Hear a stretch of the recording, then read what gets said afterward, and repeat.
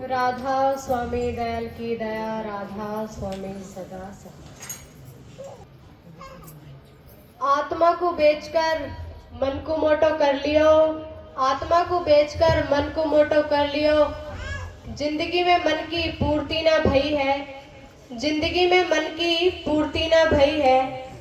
रोज रोज नई नई इच्छा उठाता रहे, रोज रोज नई नई इच्छा उठाता रहे। कल तक नहीं थी अब पुरानी भई है, कल तक नहीं थी अब पुरानी भई है। ज्ञानी है बहुत किंतु मन से ना ऊपर उठा, ज्ञानी है बहुत किंतु मन से ना ऊपर उठा। गिरते गिरते चेतना भी मन हो गई है, गिरते गिरते चेतना भी मन हो गई है। भूदत्त सिंह वैसे तो अंश है प्रभु का, भूदत्त सिंह वैसे तो अंश है प्रभु का। प्रभु के मार्ग को बुराई ही दई है, प्रभु के मार्ग को बुराई ही दई है। राधा स्वामी।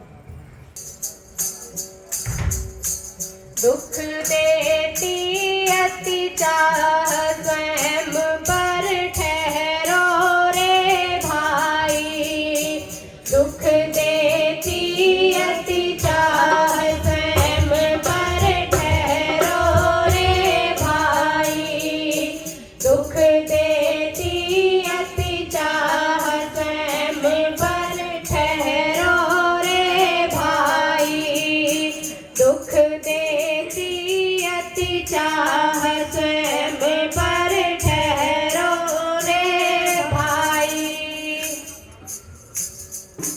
आदिवंश की एक सुता घृणा कर बैठी, मन वांछित वर वरु यही निर्णय ले बैठी रे जी।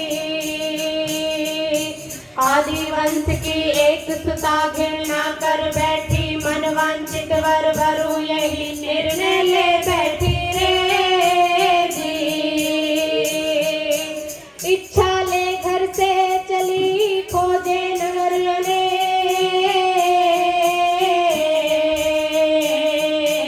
दिखी शोभा यात्रा राजा की तब एक स्वयं पर ठहरो रे भाई, दुख देती अति चाह स्वयं पर ठहरो रे भाई, दुख देती अति चाह स्वयं पर ठहरो रे भाई। सतगुरु की प्यारी समझ संगत जी, सतगुरु महाराज इस पद रचना में फरमाते हैं कि जो मनुष्य इच्छाओं में, लालसाओं में, वासनाओं में, अभिलाषाओं में व्यस्त रहता है, अपनी इच्छाओं की ही पूर्ति नहीं कर पाता, वो दर बदर भटकता रहता है, एक ही स्थान पर नहीं टिक पाता, वो तरह तरह के मार्गों को खोजता है। जैसे आदिवंश की एक युवती अपना मन वांछित वर ढूंढने के लिए अपनी इच्छा लेकर नगर नगर शहर शहर भटकती है।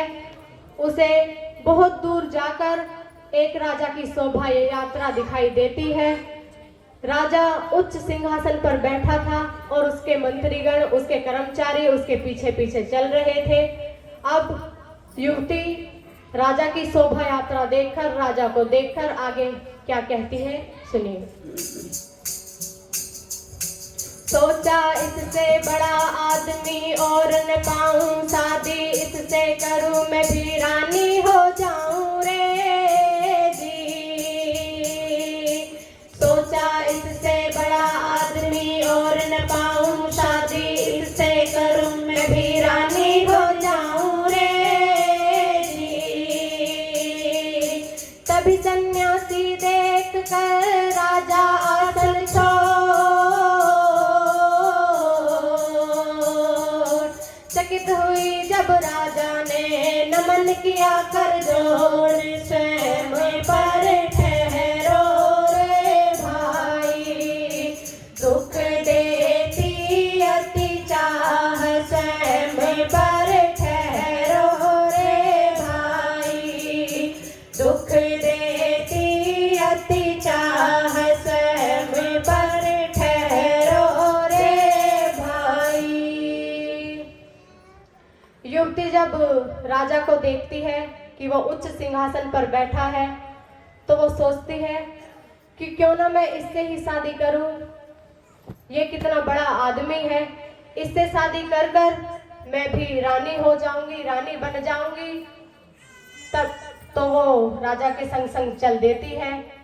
थोड़ी दूर चलकर ही राजा को एक सन्यासी दिखाई देता है, तो वो अपने उच्च सिंहासन से उतरकर सन्यासी को नमन करता है।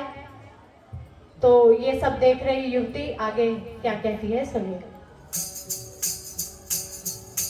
राजा को दिया छोड़ साथ साधु के, होली मन वांछित वर मिला मगन हो मन में बोली रे जी। राजा को दिया छोड़ साथ साधु के, होली मन वांछित वर मिला मगन हो मन में बोली रे जी। देव मूर्ति की स्तुति करके साधु करता ध्यान, फिर तो उसने देव मूर्ति से शादी की ली ठान। स्वयं पर ठहरो रे भाई, दुख देती अति चाह। स्वयं पर ठहरो रे भाई, दुख देती अति चाह। स्वयं पर ठहरो रे भाई। जब युवती ने देखा कि राजा सन्यासी को नमन कर रहा है, उसके पैर छू रहा है, तो उसने सोचा कि राजा से बड़ा आदमी तो सन्यासी है, क्यों ना मैं सन्यासी से शादी कर लूं। अब वो राजा को छोड़कर सन्यासी के पीछे पीछे चल दी, सन्यासी के साथ साथ हो ली। अब थोड़ी दूर चलकर सन्यासी जंगल में पहुंचा। जंगल में उसे एक मंदिर दिखाई दिया जिसमें एक देव मूर्ति थी, देवी की मूर्ति थी। सन्यासी वहां रुका, उसने देव मूर्ति को नमन किया। अब युवती सोचने लगी कि अरे सन्यासी से बड़ा तो देव मूर्ति है, क्यों ना मैं देव मूर्ति से शादी करूं। अब देव मूर्ति से शादी करने के लिए वहीं ठहर गई। तो आगे क्या होता है सुनिए। कुछ देरी के बाद वहां एक कुत्ता आया, प्रवृत्ति अनुसार मूत्र से देव नलाया रे जी। कुछ देरी के बाद वहां एक कुत्ता आया, प्रवृत्ति अनुसार मूत्र से देव नलाया रे जी। कुत्ते के संग संग चली योग्य पात्र पहचान, जा बस्ती में जोर से लगा भोंकने स्वामी। स्वयं पर ठहरो रे भाई, दुख देती अति चाह। स्वयं पर ठहरो रे भाई, दुख देती अति चाह। स्वयं पर ठहरो रे भाई।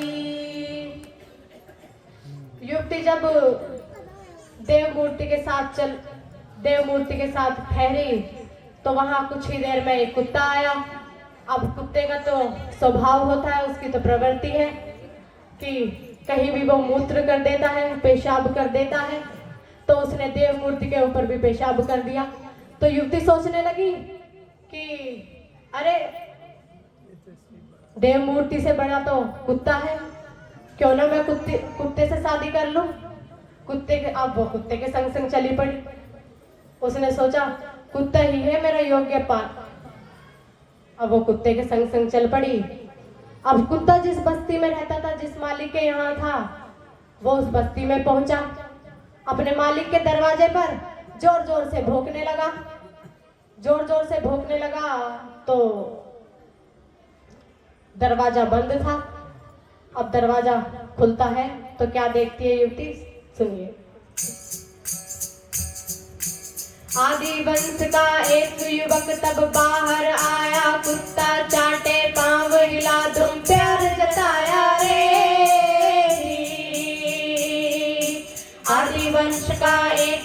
तब बाहर आया कुत्ता चाटे पाँव हिला तुम प्यार जताया रे जी। अति की नहीं आपूर्ति खुद को रही धिक्कार, अपनी जाति वंश में युवक किया शिकार, स्वयं पर ठहरो रे भाई, दुख देती अति चाह स्वयं पर ठहरो रे भाई, दुख देती अति चाह स्वयं पर ठहरो रे भाई। जब जोर जोर से कुत्ता भौंक रहा था बस्ती में जाकर अपने मालिक के दरवाजे पर, तो आदि वंश का आदि पुरुष का एक युवक बाहर आता है जो उस कुत्ते का मालिक था। कुत्ता उसे देखकर उस पर प्यार जताने लगा, उसने दुम हिलाई और उसके पैर चाटे। तो युवती खुद को धिक्कारने लगी कि मैं अपनी इच्छाओं के चलते, अपनी इच्छाओं के अनुसार कहाँ कहाँ भटक रही थी। मेरे ही आदि वंश में, मेरे ही जाति में, मेरे ही कुल में ये युवक था, मेरा मन वांछित वर था और मैं कहाँ कहाँ भटक रही थी। फिर उसने अपने आप को धिक्कारा और अपनी ही जाति में, अपने ही वंश में, अपने ही कुल में अपना युवक स्वीकार किया, अपना वर स्वीकार किया। तो आगे पंक्ति के सारांश में गुरु महाराज क्या समझाते हैं, सुनिए।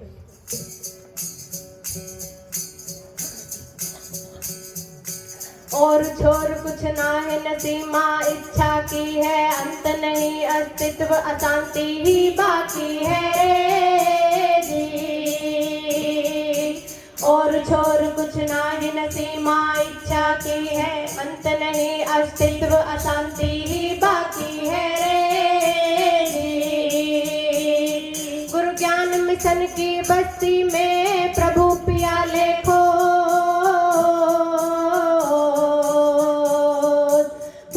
सिंह उपदेश से तज मिथ्या के बोझ, स्वयं पर ठहरो रे भाई, दुख देती अति चाह स्वयं पर ठहरो रे भाई, दुख देती अति चाह स्वयं पर ठहरो रे भाई, दुख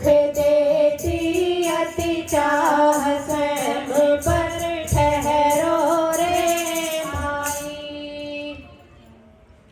अंतिम पद रचना में गुरु महाराज समझाते हैं कि जो व्यक्ति इच्छाओं में, अभिलाषाओं में अपने मन के मुताबिक चलता है वो कभी भी सुख शांति नहीं पा पाता, उसका अस्तित्व उसका अस्तित्व भी निराकार हो जाता है, वो कभी भी शांति नहीं पा पाता। तो गुरु ज्ञान मिशन की बस्ती में अपना प्रभु पिया खोज लो और भूदत्त सिंह उपदेश से अपने मिथ्या के सभी बोझ तज दो। राधा स्वामी।